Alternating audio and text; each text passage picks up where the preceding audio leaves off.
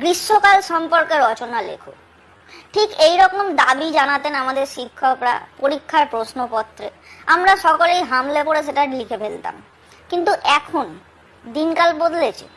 আগে অন্যরকম গরম পড়তো, এখন অন্যরকম গরম পড়ে। ঠিক সেই কারণে আগে গ্রীষ্মকাল সম্পর্কে যেভাবে রচনা লেখা হতো, এখন সেভাবে লিখলে কিন্তু চলবে না। তাই এখন আধুনিক গ্রীষ্মকাল সম্পর্কে রচনাটা কি বলে দিচ্ছি। দেখুন, গরমকালকে শুধু গরমকাল বলে ডাকলে কিন্তু তার অপমান করা হয়।